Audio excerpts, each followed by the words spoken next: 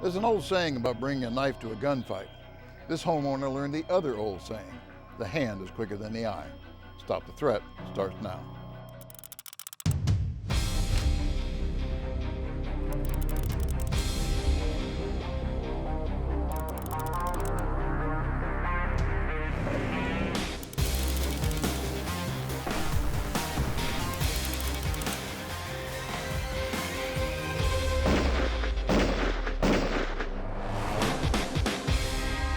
Hello and welcome to Stop the Threat. My name is James Towle. On today's episode, we go to Iowa for a home invasion we have entitled Knock Knock. Your home is your castle. Know how to best use the architecture of your castle to your advantage. That's the clue. But before we go further, let me introduce you to this week's panel. Wes Doss, president of Kyber Interactive Associates.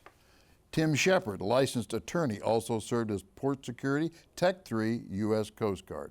Dianna Muller, retired Tulsa Police, certified instructor, professional three-gun competitor, and captain of the Benelli team.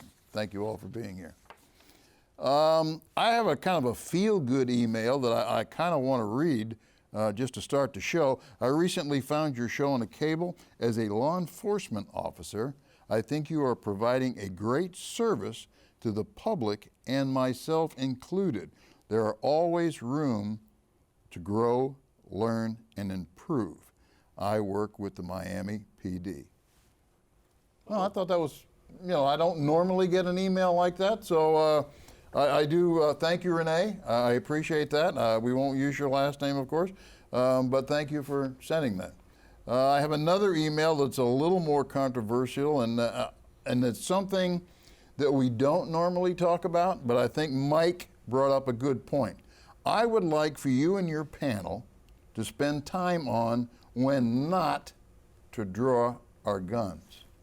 When not to draw our guns, because we usually speak the other way around. So I thought that was a good question. What would not be a good time? Wow, that's such a subjective, well, that would be one of them. Okay. I'm trying to think of when it reaches the level of the threshold of being in fear of your life, and it's going to be such a subjective thing, occasion to occasion, so it's really hard to say when not to and when to. Yeah, he probably watched every show. He mentions that he's watched almost 40 shows, so he's a regular viewer, and I think what he's trying to say is that we spend a lot of time on probably drawing your weapon more than not drawing your weapon, although that's not necessarily true. Any advice on that, Tim? Keep your gun in your holster for as long as you possibly can. You have to know that the threat is not only there, but it's immediate. Anything short of that, do not draw. I think you have to have good reason. How about that? Yeah, it's situation specific, and then it's also going to be individual specific. And again, it's that old adage, just because you own a violin doesn't make you a violinist. Just because you have a handgun doesn't make you a gunfighter. Right. You've got to be very aware of the set of circumstances that you're now involved in. Okay. And I can pull my gun faster than Wes can pull his gun because I have the female card that, I'm not going to be able to wrestle somebody as much as maybe he can, a male. So they think there'd be some reluctance? No, I'm just saying it's going to be different. Okay. Different for everybody of when you draw and when you don't draw. There's a lot of factors that are going to come into that. Yeah, and training is one of them. If you've trained to do what you're about to do, then maybe you can do it. But if you haven't, you might want to give that a second thought before. And I'm going to go back to what Tim said. Don't pull it unless you're sure of what you're going to do. When we come back, I'm going to show you part one, so don't go away.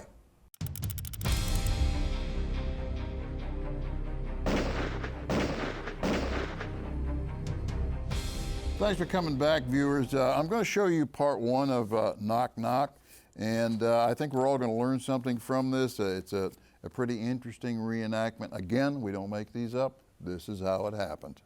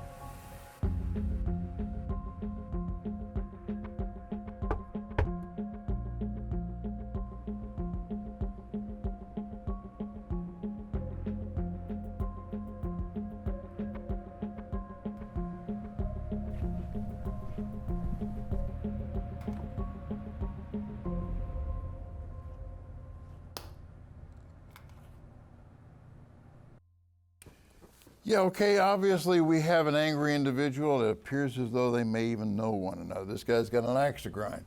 He comes up to the door, he knocks. Our homeowner got up this morning and he made sure that his weapon was loaded. May not be anticipating a problem, he's just doing the proper thing. We have seen homeowners in the past not check their weapon and maybe not have one in the chamber and suddenly have to do this at the last minute. I'm glad that we're not seeing that today.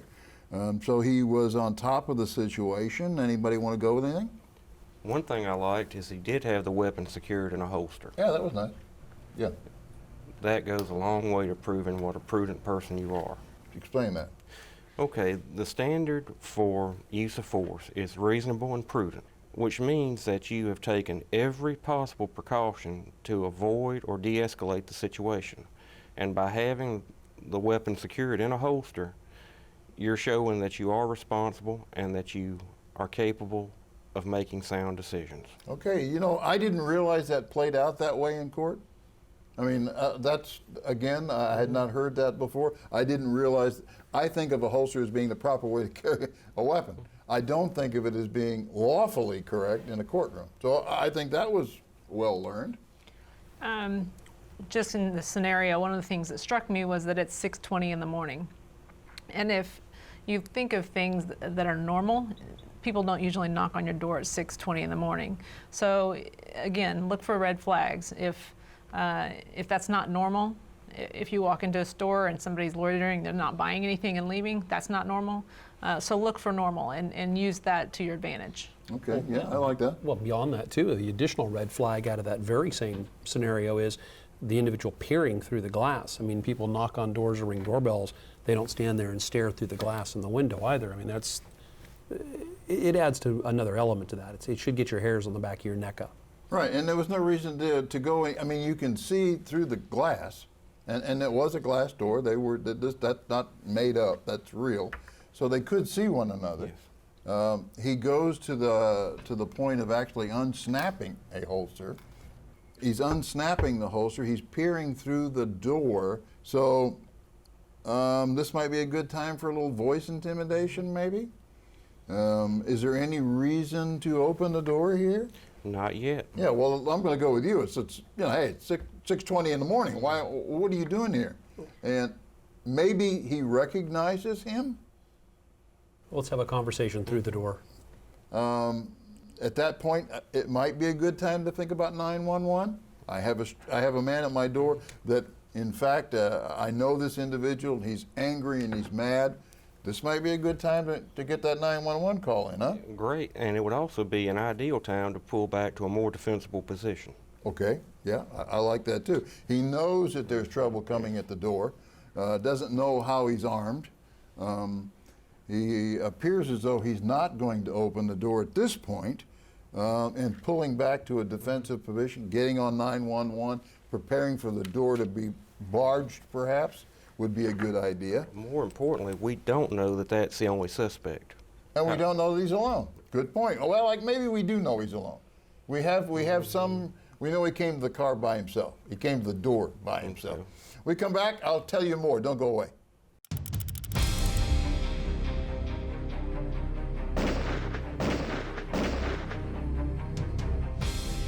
Thanks for coming back, folks. You're looking at Knock Knock. This is going to be somewhat of a home invasion. I'm not quite sure that I'm going to call it that yet, but it appears as though something's going to happen here, and it appears as though both parties so far are armed and prepared for some type of confrontation. Let's watch part 2.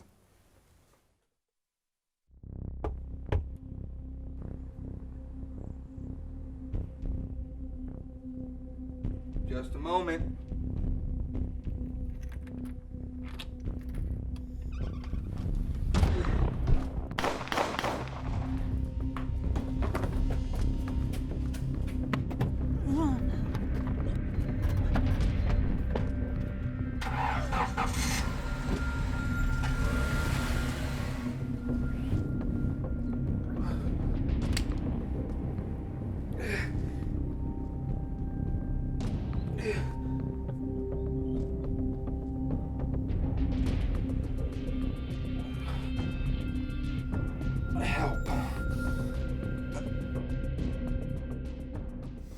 Yeah, okay, I guess I'm going to start with just a moment and then unlock the door.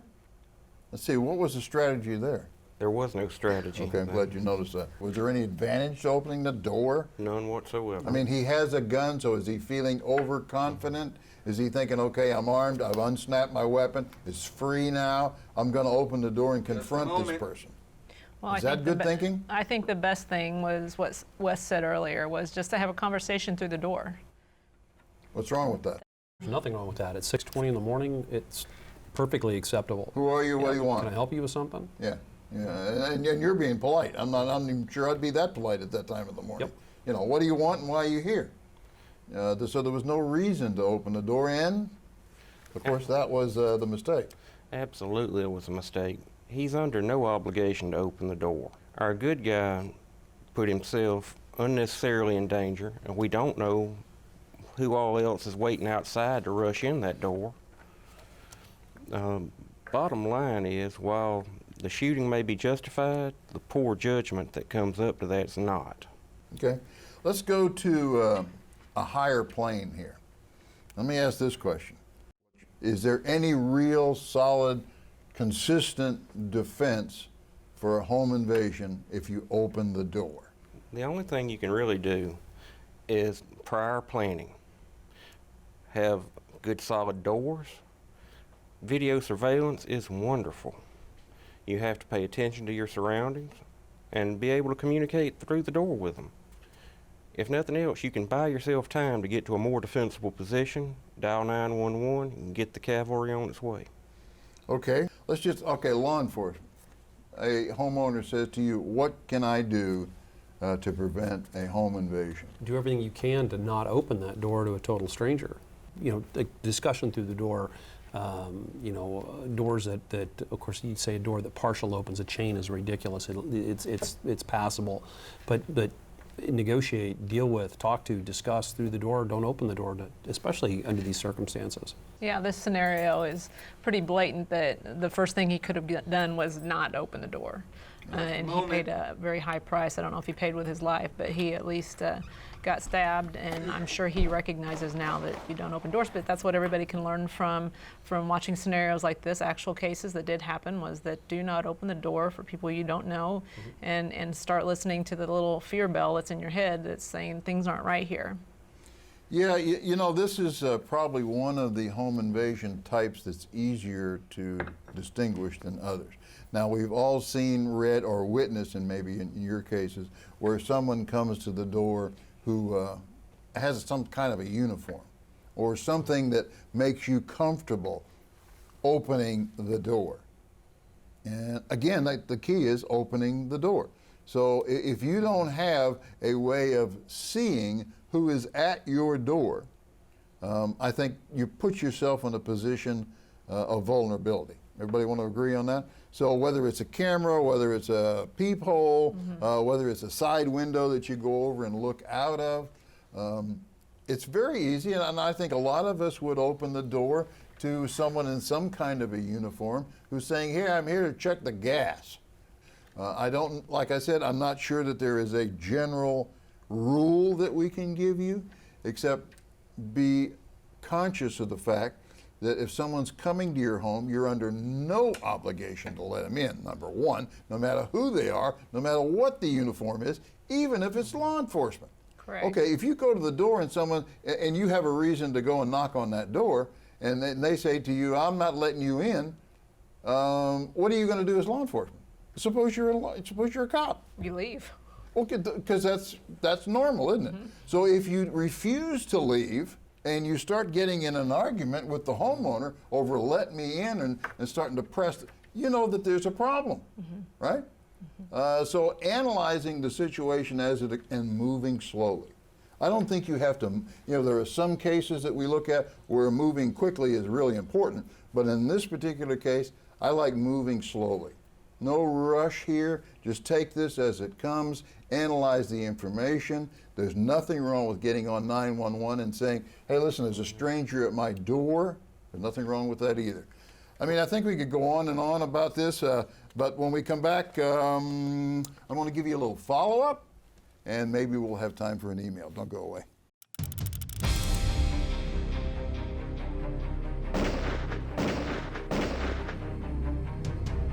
Okay, thanks for coming back, folks. We do have some follow-up to this. We're lucky that we were able to get some follow-up on this one, and this may come as no surprise.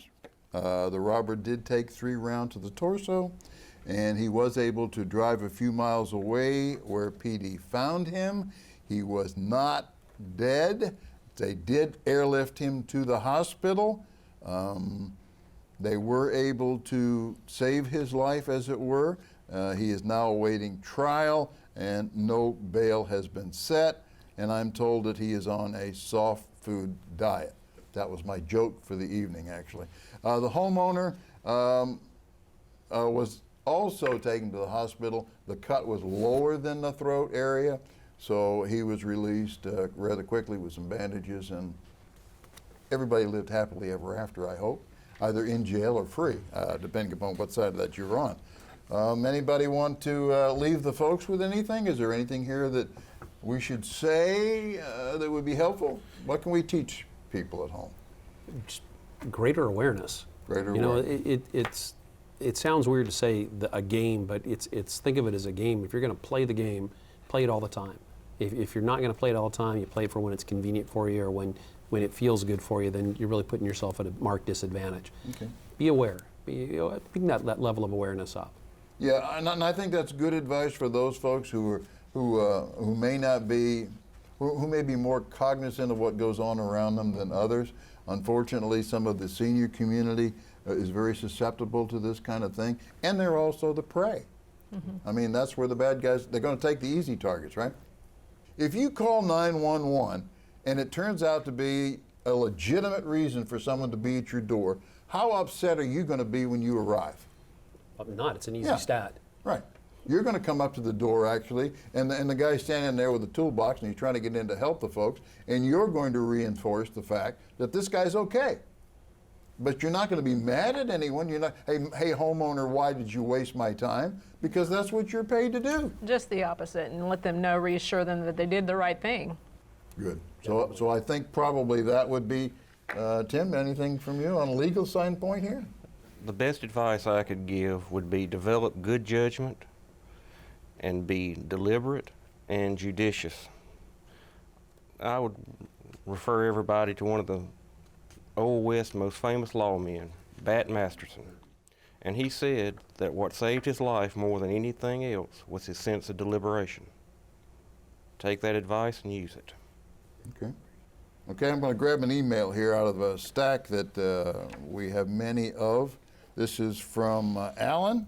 Saw your show for the first time and enjoyed it. I actually learned to drive to safety instead of driving away from trouble.